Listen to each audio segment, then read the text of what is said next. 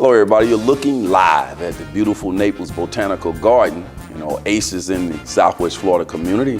So thrilled to be here and to certainly be hosted by this outstanding staff. The accommodations have just been outstanding. We have an outstanding guest here today. We get a chance to talk to Barbara Walker and her new book, Forever Growing. Welcome to Leap Is Live, Barbara. Thank you, sir. Every time I see you, you got a new book coming out. Barbara, where do those books come out? They just like something triggers your mind to do these positive books? Yes, Talk about that creative process.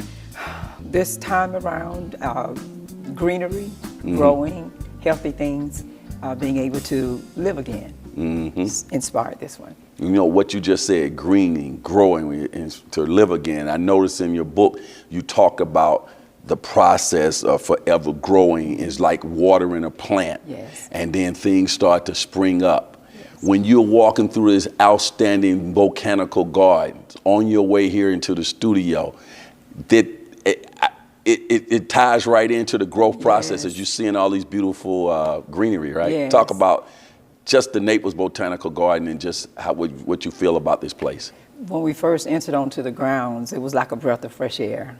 All kind of ideas and thoughts started flowing through my mind, and it took me straight to the book of the mindset that you need to have to be as healthy as the plants that we see here at Naples Botanical Garden. It's beautiful. So next time you do a book, you come out here, you just sit in the cool of the evening, and you just start penning. Let it flow. Like Mark Twain. That's it. All right. What do you do to write your books? Do you have a certain place that you go and sit? Because I notice when I'm reading your books, it just seems like you just so much detail and making sure everything is right. Do you just jot things down anywhere in the house? Oh, that's wonderful. Thank you that I painted that picture. Red lights, stop lights, grocery stores, sitting in the living room, washing dishes, wherever I am, there's an inspiration, I start writing and putting notes together. You have, this is I think your fifth book? Fifth book. What did you learn, say, over the years of doing, now getting to your fifth book, starting with your first book? What did you learn about how you wanted to go about writing books and what you wanted to do? From the first book until this one, to be able to dig all the way in. Before, I was thinking of time, because anytime we sit down to read, we only have a certain amount of time. So I kind of focused on that from the beginning. But now to elaborate in certain areas where we need help and growth is what it taught me by the time I got to my fifth book. Forever Growing is going to be a bestseller by author Barbara Walker. And encourage everybody to go out and take a look at this book and read it. Barbara, tell people how they can get this book. You can go on Amazon, Kindle, and also KingdomChristianBookstore.com. How did the name Forever Growing manifest itself? We started a Bible study series, and every now and then on our second section of our Bible study, my husband, Pastor Roger, would always say, Forever Growing. And it stuck with me, and I just went from there. Gotcha. And Roger, your husband, you talk about him all the time. You also have a podcast and a ministry together. I want people to know that as we move through this conversation. You're a minister. Yes. You're a healthcare provider. Yes. And you're a celebrity on social media. Oh, yes. You just won't stop. No, I won't. I'll be forever growing.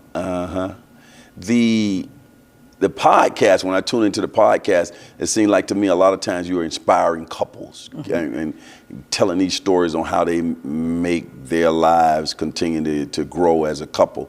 Tell me about that thought process there and how people can see your podcast as well.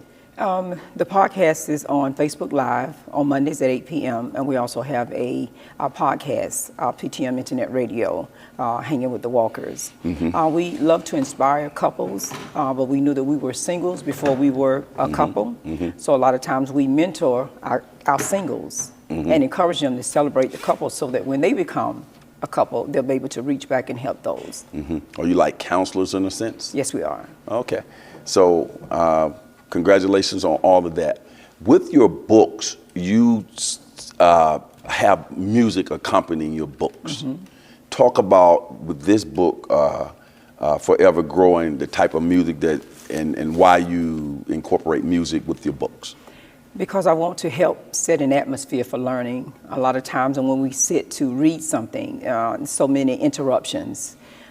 So I wanted to create music so that when you get ready to delve into the book, it will create an atmosphere for learning, and you'll be able to receive. So right now, people are hearing a little of your music playing in the background as we speak. Is your music more spiritual oriented? I do both. Who puts your music together? Talk about that. Beautiful musical directors, producers that come together, hear the vision, and be able to lay it out. I write the music myself, and then they put the music to it. What I find interesting is that, I mean, I've read a lot of books, and doing this job, I have to read books and do a lot of things related there too. I don't recall, I don't know if this is unique to you, where people put music with their books. Is that unique, or you saw somebody else doing it? I've never seen anybody else do it. Really? No, I haven't. And so tell me how you came up with that concept. Just one day when I started writing my first book, I wanted to be able to share our story and what we went through on this marriage journey called life. In doing that, I wrote a little of our testimony, and my son-in-law was able to put it to music. And from there, I started creating music, writing songs that will help boost, encourage, and uplift as you read the books. Can people get the music separately? Yes, and they how? can. Go. It is on all digital platforms. Spotify, Apple, Amazon, you name it. Just type in the name of the book. Just type in the name of the book. Okay. And then that's the and to get the book is I think you said it was on Amazon, right? Okay. I want you to read an excerpt from your book. Okay. And we'll have a conversation around that. Okay, I would love to. I'd like to come from the chapter, Let Go in Order to Grow. While we're trying to plant ourselves in ministries, jobs, families of our choice, make sure you're planted where you can grow. When you are released to let it go so you can grow, make sure you're able to do just that, grow. I have to take you to Psalms 92, 12, and 14, and it says, the righteous will flourish like a palm tree. They will grow like a cedar of Lebanon, planted in the house of the Lord. They will flourish in the courts of our God. They will bear fruit in their old age. They will stay fresh and green. So it matters where you are planted if you are expecting to grow. Outstanding. What has been the response from some of the people who have read your book already? Tears, confessions, thank yous, and just wow. I want you to autograph this book. As you're autographing this for me, you come from the central part of the state of Florida. Name that city. We continue to, so I won't mess it up. Fort Pierce, Florida is where I was born, while Mama is where we live. And you, from what I was reading in the book, you grew up with a pretty large family there in Fort Pierce, Yes, right? we did. Tell us about your childhood, and how it has shaped and the way you were raised, and how it has shaped the person you have become. I came from a single mom who was married before and divorced. Strong black woman with a mindset to be independent, to learn all you can learn, and be all you can be. Expect nothing from anyone, and pray without ceasing. That was her motto to us. Spirituality is at the base of everything that you do. Yes, it is. As a minister, are you able to incorporate things from your book into your ministry, or is things that you learn in your ministry works their way into the book? Things that I've learned in our ministry gets to flow into the book, and they intertwine together. For example? We can't have one without the other. We can't be able to functionally grow as we need to grow without seeking Him first. What do you hope that people would take away from reading your book? When they read the book, I pray that they take away the thought of being forever growing, forever learning, forever having a mind changing to be able to do what they need to do without ceasing. You know, when I was reading the book, it was actually motivating me to do something else. All right. I mean, and I think that oftentimes people will limit what you do based on society. Like I was thinking about when I was reading the book, how when I first started, at some point in my life, and still to this day, I was doing 3 things. And people would always say, how do you do 3 things? And I had no idea that it was a big deal. And it was like people had limits on themselves. That's it. And, you know, so I was at 3 things, a senior vice president at a bank. Right, whoa, that's enough. Then, of course, an award-winning TV, television talk show host with a big company. And then, of course, a Hall of Fame swimming instructor. And people was like, each one of them on their own merits is fine to say that's okay, you're good with life. That's it. And I didn't think about it as anything because they happened at different phases in life, but I kept just layering stuff on and growing. And now I'm trying to, after reading your book, I'm trying to think of something else to do. That's it. That's it. And this is such a great book. Who would you say the audience for Forever Growing? Who is the audience? Who should read this book? What age group and things of that nature? Anything from 10 and up. Because our kids at that age need to be nurtured, need to be watered, need to be planted in things and around people that will help them to grow. All the way up to 80s and 90s, I had a young lady that was in one of my book signings, 90 years old, that said, thank you, because you encouraged me to not sit and soak anymore, but to get up and begin to grow and begin to help others. My mom is 91. Thank God she's still alive. Praise and all God. Of that. That lady is still trying to grow. That's it. That's it. I'm like, Mom, chill. She's always got ideas. When she's talking to me, she's got ideas. That's it. And I'm like, I got to be like that. We have to die empty. You know what, though? I think when you are constantly growing, you're living. Yes, you are. Expound on it, if you will. That's it right there. That's a whole mouthful. The more we do, the more we inspire and encourage others. A lot of times we don't think that what we do, what we say, who we are, inspires others. So it matters not your age. Be forever growing, be forever sharing, be forever sowing, pouring into the lives of others. Because we have what they need, regardless of our age. We have what the younger generation needs. And when the student is ready, the teacher will come. There you go.